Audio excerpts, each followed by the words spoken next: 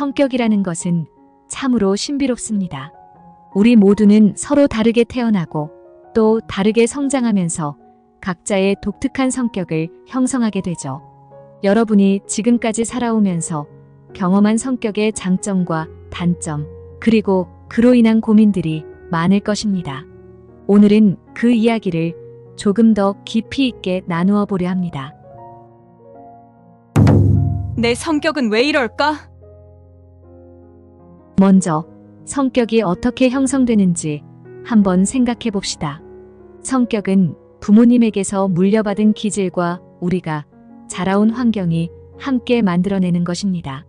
예를 들어 부모님께서 내성적인 기질을 가지고 계셨다면 우리도 그 성향을 조금 물려받을 수 있습니다. 하지만 우리가 어떤 환경에서 자랐느냐에 따라서 그 성격이 달라지기도 합니다.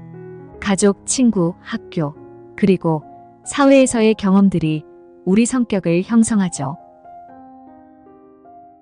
중년 세대가 학창 시절을 떠올려 보면 그 당시 사회적 분위기나 교육 방식이 지금과는 많이 달랐습니다.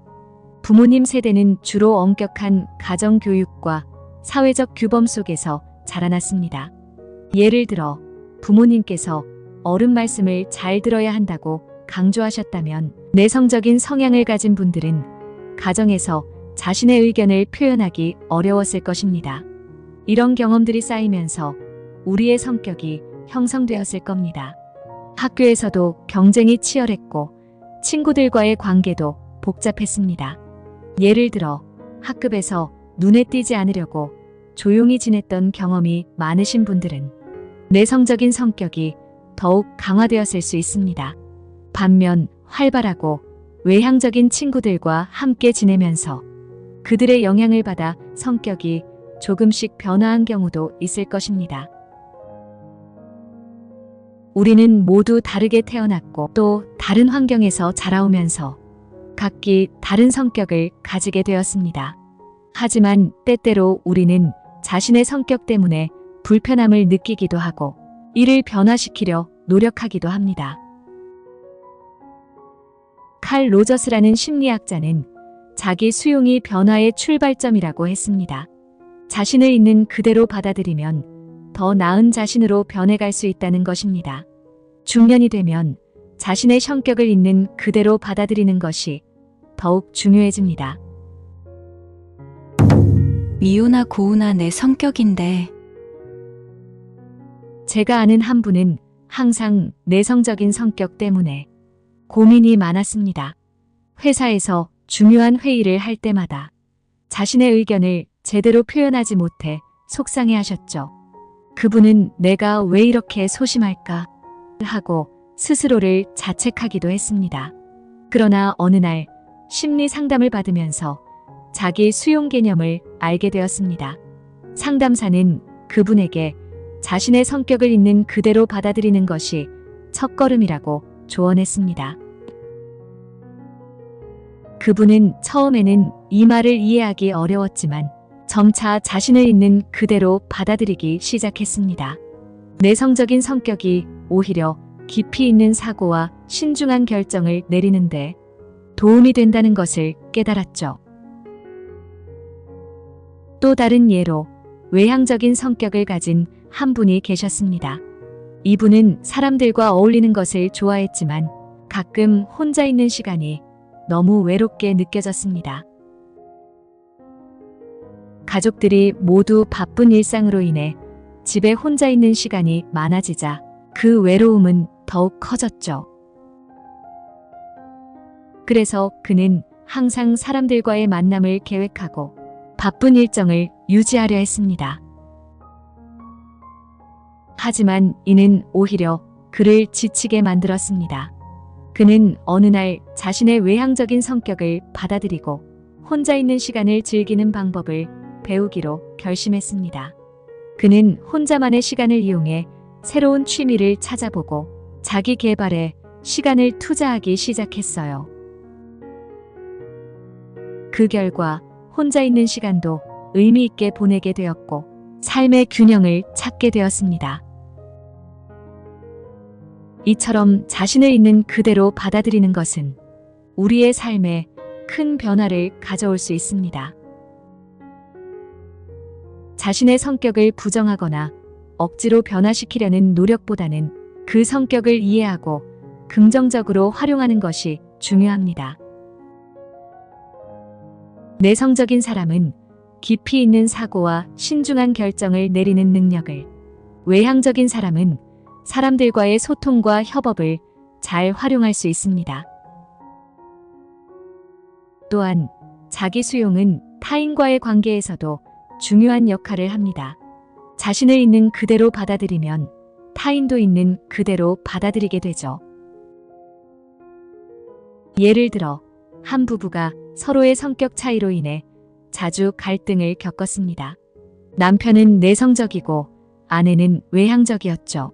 처음에는 서로의 성격을 이해하지 못해 다툼이 많았지만 서로의 성격을 있는 그대로 받아들이기로 결심한 후로는 상황이 많이 달라졌습니다. 남편은 아내의 활발함을 이해하고 아내는 남편의 조용한 성격을 존중하게 되었죠.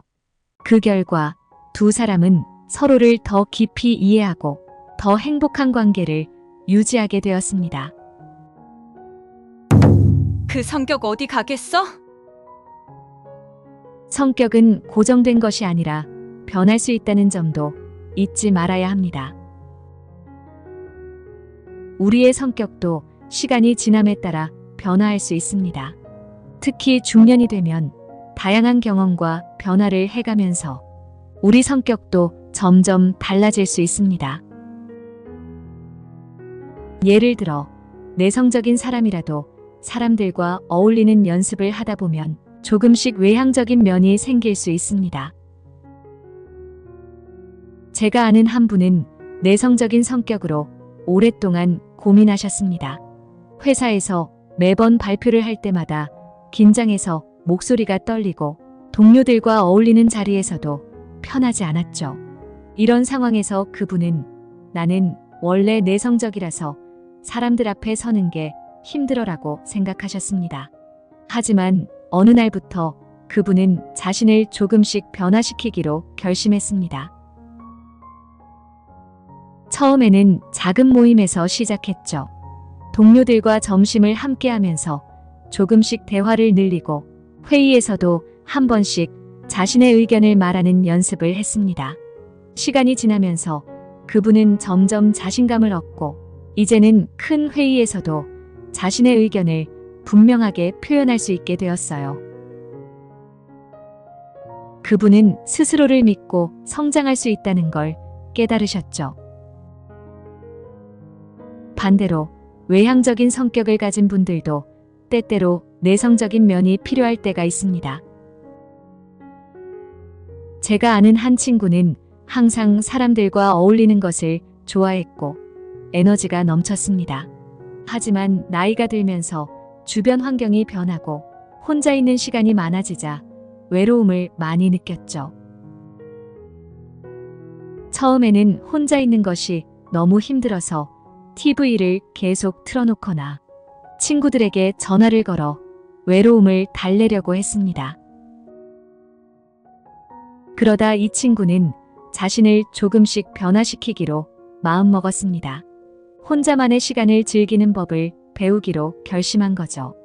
그는 혼자 있는 시간을 활용해 독서를 시작했고 요리에도 도전했어요. 이제는 혼자 있는 시간도 즐기게 되었고 오히려 자신만의 시간을 통해 더 많은 에너지를 얻고 있답니다. 또 다른 사례로는 어느 중년 부부의 이야기를 들려드릴게요. 남편은 매우 외향적이고 사교적인 반면 아내는 내성적이고 조용한 성격이었어요. 처음에는 서로의 성격 차이 때문에 많은 갈등을 겪었습니다.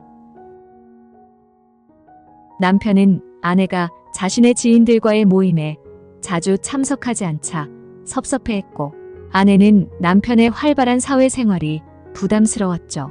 처음엔 그런 차이들 때문에 갈등이 있었지만 두 사람은 서로의 성격을 조금씩 이해하고 각자의 성격을 변화시키기로 노력했습니다. 남편은 아내와 더 많은 시간을 보내기 위해 집에서 함께하는 활동을 계획했고, 아내는 남편의 지인들 모임에 나가 조금씩 어울리는 연습을 했습니다. 시간이 지나면서 두 사람은 서로의 성격을 더 잘 이해하게 되었고, 더 건강한 관계를 유지할 수 있게 되었습니다. 저 사람은 왜 저래? 마지막으로 자신과 타인을 이해하고 공감하는 마음을 가져야 합니다. 자기 성격을 이해하고 받아들이면 타인의 성격도 이해하고 존중할 수 있게 됩니다. 이것이 건강한 인간관계를 만드는데 큰 도움이 되죠. 칼 융은 자신을 이해하는 사람은 타인도 이해할 수 있다라고 했습니다. 자신과 타인을 이해하고 존중하는 과정을 통해 우리는 더 의미 있고 풍요로운 삶을 살아갈 수 있습니다. 중년이 되면서 우리는 다양한 인간관계를 경험하게 되는데, 여기서 중요한 것은 서로의 성격을 이해하고 존중하는 마음입니다. 성격의 차이를 인정하고 서로의 차이를 존중하는 과정은 결코 쉽지 않지만, 이를 통해 우리는 더 건강한 인간관계를 형성할 수 있어요. 여러분도 자신의 성격을 이해하고 타인의 성격을 존중하는 마음을 가지며 더 의미 있는 삶을 살아가시길 바랍니다. 중년의 삶에서 나는 어떻게 해야 할까? 결국 우리의 성격은 유전과 환경의 복합적인 영향을 받아 형성되고, 이로 인해 삶에서 여러 가지 장점과 불편함을 겪게 됩니다. 중년의 우리 세대가 이 점을 특히 잘 이해할 수 있을 것입니다. 우리는 살아오면서 성격 때문에 겪는 다양한 문제들을 경험했고, 그 속에서 많은 것을 배웠습니다. 우리는 모두 다르게 태어나고 다르게 자라왔습니다. 이러한 차이를 존중하며 서로를 이해하는 과정이야말로 우리 삶을 더 행복하고 풍요롭게 만들어주는 중요한 요소입니다. 여러분도 이 글을 통해 자신과 타인의 성격에 대해 한 번 더 깊이 이해하고 더 나은 인간관계를 만들어 나가시길 바랍니다. 지금까지 에브리데이 해피 채널이었습니다. 구독, 좋아요, 알림 설정 잊지 마세요.